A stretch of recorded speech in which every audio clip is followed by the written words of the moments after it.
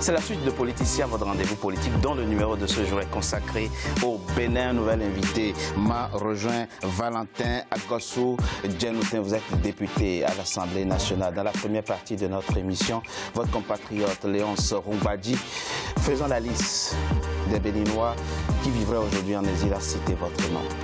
Vous êtes donc en exil en France. Les raisons pour lesquelles vous avez fui votre pays, on en parlera également au cours de cette émission et vous nous donnerez votre point de vue sur la situation politique tendue que vit aujourd'hui votre pays, le Bénin. Merci d'avoir accepté notre invitation. Ils sont à la base de la crise politique que vit aujourd'hui le Bénin. Le nouveau code électoral et la nouvelle charte des partis politiques entrée en vigueur en septembre 2018. Alors, quels sont concrètement les points d'achoppement entre pouvoir et opposition, notamment en ce qui concerne les législatives d'avril 2019. On en parle après ce reportage à nouveau signé Lefty Ounou, notre correspondant au Bénin. Au Bénin, l'application du nouveau code électoral et de la nouvelle charte des partis politiques a entraîné de vives protestations dans le pays. Cela après l'exclusion de plusieurs partis politiques, notamment ceux de l'opposition, de la course aux législatives du 28 avril 2019. La charte politique et le code électoral adopté par le Parlement entrent en ligne droite de la réforme du système partisan voulue par le chef de l'État Patrice Talon. L'une des innovations de cette charte est l'exigence d'au moins 15 membres fondateurs par commune à raison de 77 en vue de parvenir à de grands partis nationaux. Ceci est renforcé par une disposition du nouveau code électoral qui exige un quota de 10% de suffrages à recueillir au plan national avant la participation au partage de sièges aux législatives. Cependant, quelques ambiguïtés par rapport à l'interprétation des tests plombent la mise en œuvre de la réforme. Il nous faut simplement, et avec fierté, revenir aux lois démocratiques issues de la conférence des forces vives de la nation de février 1990 qui ont fait leurs preuves. Elles sont depuis 1991 le socle de toutes les élections, notamment celle de 2016, qui a vu le succès du président Patrice Talon. La nouvelle charte politique prévoit également le financement des partis les plus représentatifs par l'État, au moment où le code électoral introduit de faramineuses cautions et un quitus fiscal pour la candidature aux diverses élections. Pour une sortie de crise, le Parlement propose des dérogations à ces deux lois, mais les acteurs politiques peinent encore à trouver un consensus quant à l'application stricte des deux tests controversés. Le président de l'Assemblée nationale nous a apporté un texte. Nous n'avons pas coopéré à l'élaboration de ce texte avec lui, mais nous sommes fair play. Nous jouons le jeu. Il a demandé la procédure d'urgence pour l'examen de ce texte. Nous ne nous sommes pas opposés à cela. Certains acteurs politiques proposent le gel des réformes électorales en cours en vue d'une sortie de l'impasse. Les tractations sont toujours en cours sur la conduite du président de l'Assemblée nationale. Les députés ont été convoqués à l'Assemblée nationale jeudi 21 mars 2019 pour l'examen des propositions de sortie de crise du comité paritaire. Ils se sont quittés après un débat sur la procédure à employer. Valentin Djenoutin Agossou, je rappelle, vous êtes député à l'Assemblée nationale du Bénin. Et justement, au moment où la nouvelle loi électorale était en étude au sein de l'hémicycle, vous étiez l'une des rares personnes à avoir tiré la sonnette d'alarme, notamment pour attirer l'attention sur le danger que représentait cette disposition de cette loi. Nous y voilà. Alors, merci M. Togui. Tout à l'heure, j'étais à la touche. J'ai suivi des déclarations au cours du premier panel. J'ai été scandalisé. J'étais scandalisé parce que mon frère Bimbola, on a été tous ministres, nous sommes tous députés. Oui. Plusieurs fois ministres avez-vous été. Tous de bout en bout, on était restés ensemble. Et ces propositions de loi, comme il a dit, avaient fait objet de séminaires. J'ai eu le privilège d'appartenir à un panel en ce qui concerne le système partisan, la charte des partis. Oui. Et j'ai décrypté cette proposition et je leur ai prouvé par A plus B que ça ne comportait rien du tout. Vous voyez, l'argumentaire qui est souvent avancé, on parle du nombre de partis au Bénin. Oui. Dans l'ancien code, c'est dit qu'un parti politique ne participe pas 2 fois de suite à une élection législative, il faut rayer ça. C'est la non-application de la loi qui nous a conduit là où nous sommes. D'accord. Donc la nouvelle charte n'a aucune valeur ajoutée. Au contraire, ça crée des problèmes là où nous sommes. Donc dire qu'il y a une seule personne qui est abstenue, c'est absolument faux. L'opposition n'a pas voté ni la charte, ni le code électoral. C'est une chance, un privilège d'avoir 2 députés à cette table, notamment pour parler concrètement des dispositions du code électoral aujourd'hui en vigueur et qui font problème. Lorsque la Sénat, le 5 mars, invalide les candidatures des partis d'opposition, le premier argument c'est défaut de certificat de conformité. Quelle est cette pièce? Est-ce que c'est prévu dans le code électoral aujourd'hui en vigueur au Bénin? Merci beaucoup. Voilà nos problèmes. Non, répondez, vous avez participé. Non, justement, je suis très heureux d'être avec mon frère Abim Bola. Ouais, comme vous l'avez dit, effectivement, c'était prémonitoire. Tout ce que j'avais dit, c'est ça que les gens devaient avoir honte même de parler aujourd'hui. J'avais prévenu de tout. D'abord, cette affaire de certificat de conformité, ce n'est pas dans la loi, ce n'est pas dans le code. C'est la Cour constitutionnelle, par Djorbenou, qui l'a introduit le 1er février, le président de la Cour constitutionnelle, qui l'a introduit le 1er février. Simplement parce que déjà, je vous rappelle la date, le président, le ministre de l'Intérieur, lui-même avait dit lors d'une conférence nationale, d'une conférence de presse, que si l'on devrait suivre les tests, aucun parti ne serait prêt pour aller aux élections. Donc, pour pouvoir contourner, on a inventé ce certificat de conformité qui est un instrument de liquidation, un instrument d'exclusion. Du coup, comment vous pouvez comprendre que les députés qui ont voté, donc je vais dire la majorité, qui ont voté des lois, dont ils ne connaissent même pas la teneur, parce qu'ils sont allés à la Sénat pour demander à la Sénat de leur expliquer le contenu de la loi. Que même ils ont voté. Que ce soit ceux-là. Que ce soit ceux-là qui soient plus intelligents aujourd'hui que nous, de l'opposition, pour être à jour. Mais avant que votre collègue. Avant que votre collègue ne réponde, ne vous réponde, ne simplifions pas à l'essai le débat. Le principe de se conformer à une nouvelle loi, c'est quand même quelque chose qu'on peut... C'est normal. On est d'accord. C'est normal. Et tous les partis de l'opposition ont déposé leur dossier au ministère de l'Intérieur. Le ministère de l'Intérieur a fait des remarques. On a répondu à toutes les exigences du ministère de l'Intérieur. Et je vous dis, le 21, qui devait être le début du dépôt des dossiers, la veille, nous avons eu des informations de source A que tous les partis devraient recevoir leur papier pour pouvoir aller aux élections. Qu'est-ce qui s'est passé la nuit? Subitement, on a exclu rien que les partis d'opposition. Et c'est maintenant que nous avons de nouvelles recommandations. Lesquelles recommandations ont été encore satisfaites. Malgré ça, jusqu'à ce jour, on ne nous a pas donné le fameux papier. Je voudrais pouvoir répondre de façon sereine et calme, parce que c'est l'image de notre pays. Absolument. Et tout à l'heure, je voudrais d'abord juste protester, mais gentiment, pour que vous compreniez. Je ne peux pas être assis. Ici, on est à l'international, et que mon jeune frère, Rumbadji, me regarde droit dans les yeux et dise que nous sommes des députés godillots et des députés corrompus. Et vous avez, vous avez entendu ma réponse. Je l'affirme, moi je l'affirme, je l'assume. S'il vous plaît. Nous avons des députés godillots au Parlement qui votent des lois liberticides. Monsieur Rumbadji, s'il vous plaît. Je ne voudrais pas, moi, ici, faire un débat outrancier.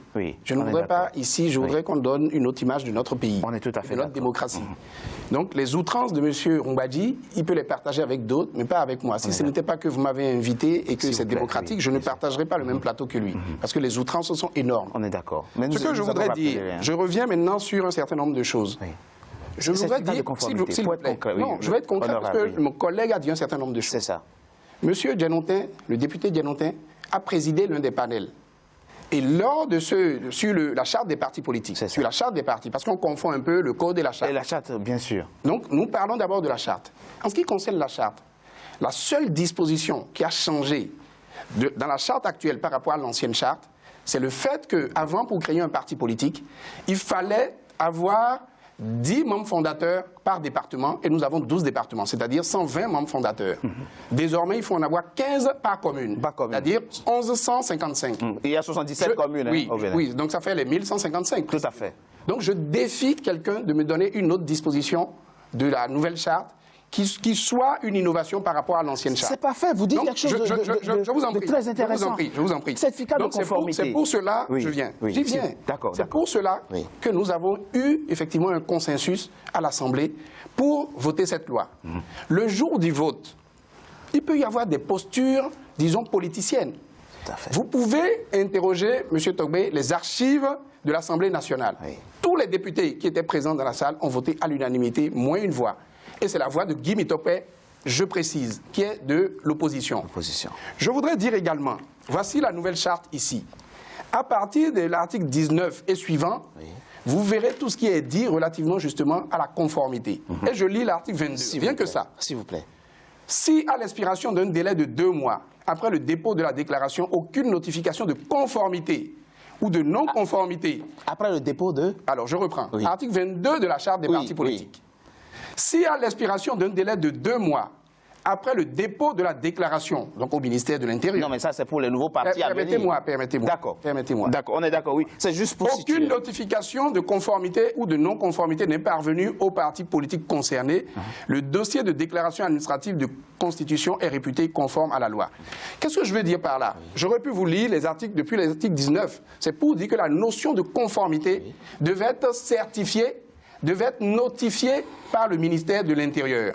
Donc, ce que la Cour constitutionnelle a eu à faire, c'est de matérialiser de quelle façon la Sénat, qui est l'organe en charge, l'institution en charge de l'organisation des élections, doit se rendre compte que les partis ont effectivement respecté les dispositions des articles 19 et suivants. Donc, le fait de créer une polémique inutile pour dire qu'on a créé, disons, un document qui est illégal, c'est totalement faux. Au-delà du document, M. Djanoutin le dit clairement, je vous en prie. le ministère... Si M. Djanoutin dit des contre-vérités, permettez-moi que tout le monde se rende compte. Je peux lui donner le texte, qu'il le lise lui-même, pour que chacun s'en rende. Non, mais M. Djanoutin a dit une troisième chose. Et je voudrais d'abord démonter ça. S'il vous plaît. Je fais partie des 2 députés qu'on a montrés pour dire que les députés qui ont voté la loi sont allés à la Sénat se faire expliquer la loi. C'est une honte. Pourquoi c'est une honte? La Sénat, par communiqué, a invité tous les partis politiques qui sont dans le processus électoral. C'était avant, effectivement, qu'on dépose les dossiers à la Sénat. Pour dire, les partis politiques, venez qu'on vous explique le processus électoral. C'est clair, c'est vérifiable. Vous êtes journaliste, faites l'investigation. Et nous avons été 8 partis politiques présents. Le parti FCBE n'était pas présent, mais d'autres partis étaient présents, tels que USL. Permettez-moi d'aller jusqu'au bout. Oui, allez-y. Arrivé là, ils nous ont expliqué tout le calendrier électoral. À la fin, au moment où on allait se retirer, ils ont dit, nous avons pris une décision sur l'application de l'article 242 et ils ont distribué à l'ensemble de ceux qui étaient là. Dans les 50 personnes qui étaient présentes, il y avait 5 députés de différents bords. Et ces 5 députés, on a pris des photos pour dire qu'ils sont allés à la Sénat se faire expliquer une loi qu'ils venaient de voter. Et pourquoi j'insiste? Non, mais ça dénote, ça montre, ça illustre toutes les méthodes de l'opposition béninoise. Mais revenons. Intoxication, mensonge, et seulement, disons, le faire en sorte de donner une image déplorable de notre pays. Moi, je ne fais pas la politique sur WhatsApp. Ce qu'on n'a pas compris tout à l'heure, à travers votre explication, vous n'avez mentionné là, nulle part, certificat de conformité. Mais monsieur, si on doit, monsieur Togbé, peut-être que je n'ai pas bien suivi. Monsieur Togbé, vous n'avez pas bien suivi. D'accord. Si on dit que le ministère de l'Intérieur doit notifier la conformité ou pas, comment on notifie la conformité? La Cour constitutionnelle, à partir du moment où la Cour constitutionnelle dit vous avez les partis politiques ont jusqu'au 16 mars pour se mettre en conformité avec la nouvelle loi. Mais malheureusement, le calendrier électoral fait que le 26 février, on doit déposer nos dossiers pour participer aux élections. Permettez-moi. Du coup, la Cour constitutionnelle a été saisie par un juriste réputé de l'opposition pour dire qu'il y a un vide de 15 jours. Et la Cour constitutionnelle explique. les partis continuent effectivement d'avoir le droit de se mettre en conformité jusqu'au 16, mais les partis qui veulent participer Il ne répond pas à la question. Il ne répond pas à la question. Si le certificat de mise en conformité était dans les lois, mais vous m'excusez, si le certificat de mise en conformité, si le certificat de mise en conformité était dans les lois partisanes qu'ils ont votées les yeux fermés au Parlement à 3 h du matin, pourquoi la Cour constitutionnelle, dans l'une de ses décisions, demande alors à la Sénat qu'on appelle d'autoriser les partis qui vont compétir sur la base de ce certificat de mise en conformité qui sera délivré par le ministre de l'Intérieur. Il y a un problème. Il y a un problème. Et là, il tente. Il n'y a pas de problème. Permettez-moi, allez-y. Juste 30 secondes. Très rapide. Je voudrais dire à mon collègue Abimbola que je n'ai aucune intention d'injurer qui que ce soit. Ce que j'ai dit, comme il a dit, on peut recourir aux archives. Le président de la Sénat a appelé énormément. Quand on lui pose une question, il dit « Ah, c'est les hackers ». On lui pose une question, il dit « Ils sont là ». Donc, vous n'étiez pas là. Je ne veux pas en faire de polémique. Donc, non, mais vous n'étiez pas là. Il a fait la question de cette il a lu les dispositions. Il a lu les dispositions. Comment aurait-il fallu vous expliquer? On n'a pas de notification, on n'a jamais parlé de certificat de conformité. Monsieur Djenoutin. Un ministre vous écrit une lettre. Ça n'a pas d'importance. Pour vous notifier. Monsieur Djenoutin. Oui. Alors, moi, par principe, je ne reviens pas sur... Non, mais là, il ne faudrait pas... S'il vous plaît. Non, il ne faudrait pas qu'on... Comment aurait-il fallu... Oui. S'assurer et constater. Non, ça veut dire, c'est le ministère de l'Intérieur pas du certificat. Le ministère de l'Intérieur a écrit à tous les partis. Et lorsque le ministre de l'Intérieur a fait sa conférence de presse, il a dit qu'il a saisi les 10 partis politiques. Je suis secrétaire exécutif, je suis président du parti. Absolument. Alors, donc il a envoyé une lettre, il a mis notification. C'est tout ce qu'il a mis. Qu'est-ce que ça cache finalement? Alors, lorsqu'on le fait, tout ce que ça cache, en réalité, on veut simplement éliminer les partis d'opposition au profit des partis de la moitié présidentielle qui n'ont même pas les capacités de se mettre à jour. Je vais même vous préciser quelque chose. C'est un document inutile, je vous précise, introduit exprès pour éliminer les gens. Je vous précise tout à l'heure, je disais tout à l'heure que nous n'avons plus d'institutions démocratiques dans le pays et que même la Sénat est aux ordres de Patrice Talon. Vous savez, vous avez eu vent des accusations de favoritisme du Parti de Renouveau démocratique d'Adrien Oumbédi, parti soutenant l'action gouvernementale, contre les 2 blocs du pouvoir. L'Union progressiste et le bloc républicain. Donc aujourd'hui, au niveau de la Sénat, nous avons des informations selon lesquelles ces 2 blocs qui soutiennent l'action du gouvernement. Tous les mensonges qui ce n'est pas des mensonges, ça a été prouvé. Et le président même de la Sénat a reconnu qu'il s'agit des fautes mineures. Mais si le président de la Sénat reconnaît, si le président... Vous êtes en train de mentir, je ne peux pas vous permettre de mentir parce que là, c'est des... Je ne vous ai jamais interpellé avec des mots outranciers. Non, ce n'est pas des mots outranciers. Vous dites des comptes vérités. Vous dites des comptes vérités. Le président de la Sénat a reconnu qu'il y a eu des fautes mineures. S'il y a eu des fautes mineures, pourquoi ne pas sanctionner? Il a dit qu'il y a eu des fautes mineures. Il a bien dit qu'il y a eu des fautes mineures. Non, il n'a jamais parlé de faute. Le président de la Sénat n'a jamais parlé de faute mineure. Il a dit. On n'entend plus. Vous avez vu le courrier d'un des membres de la Sénat. Je vous en prie. S'il dit erreur mineure, ça c'est une la même chose. Je vais pourquoi ne pas sanctionner cette erreur-là? S'il y a des erreurs mineures, pourquoi ne pas sanctionner les erreurs mineures qu'il y a eu? S'il vous plaît. Mais vous comprenez, M. Abimbola, aujourd'hui, sur 2 choses, une fois encore, je vais clarifier. Je voudrais dire à M. Roungadi que ce qu'on appelle en français une faute, c'est un manquement grave, une violation d'une norme. C'est ça qu'on appelle une faute. Ce qu'on appelle une erreur, c'est juste, disons, une méprise. Allez regarder... Et la loi autorise les erreurs. Mais les effets peuvent être graves. La loi autorise les erreurs. Mais disciplinez-le, bon sang. S'il vous plaît. La loi autorise les erreurs. Écoutez, disciplinez-le. Je vous ai déjà dit, et je le dis une fois encore, c'est pas un respect pour vous que je suis là. Sinon, je veux bien débattre avec M. Djenoutin, mais je ne me reconnais pas en train de débattre avec M. Roungadi parce qu'il est outrancier et il ne laisse pas les uns et les autres. Ce que je voudrais dire, c'est que quand je vous donne un exemple de ce qu'ils appellent une erreur. Je suis le président, l'un des 3 présidents du bloc républicain. On nous a reproché 2 choses exactement. Et je vais voir s'il sait de quoi il parle. On a dit, celui qui a déposé le dossier du bloc républicain n'a pas produit un mandat disons, du représentant légal pour pouvoir déposer le dossier. Tout comme la signature, d'ailleurs. Je vous en prie. Oui. Je vais vous donner les deux exemples. Si vous-même, vous ne le laissez pas, les gens, c'est la confusion. Oui. Je suis le président du Bloc républicain. C'est moi-même qui ai déposé le dossier. Je n'ai pas besoin de donner un mandat. Mais en revanche, le président Rumbedi, qui est le président du PRD, qui n'a pas déposé lui-même le dossier, doit mandater quelqu'un. De même que l'USL et de même que d'autres. Donc quand les agents, permettez-moi, parce que je vous assure que l'intoxication et le mensonge, ça fait mais vous êtes là, on a ce que je voudrais dire, c'est que quand je vous dis les choses réelles, vous êtes impatient parce que ce qui vous intéresse, c'est la polémique. Vous savez quoi? Ce que je voudrais dire, c'est que quand on dit que je n'ai pas déposé un mandat, que je dois m'auto-délivrer, mais en quoi est-ce que c'est pertinent? Donc, c'est normal que les cinq commissaires, parce que les autres ont dépouillé des dossiers de façon automatique. C'est normal que les 5 commissaires disent que ce n'est pas pertinent. Mais on a bien compris. Mais je vous assure que c'est les deux choses. Je propose, monsieur, de date de naissance. Non, c'est pas chez nous.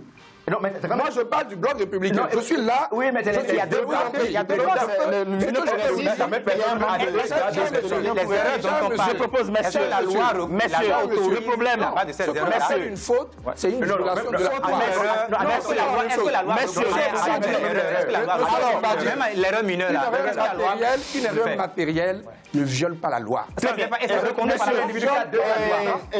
loi électorale est claire. De toute évidence, la crise, monsieur Abimbola, de toute évidence, la crise, allez voir monsieur Abimbola, de toute évidence, la crise, elle est là, monsieur Abimbola, de toute évidence, la crise, elle est là, la crise, mais aussi au Bénin, mais comment on en sort, mais s'il vous plaît, mais comment on en sort, monsieur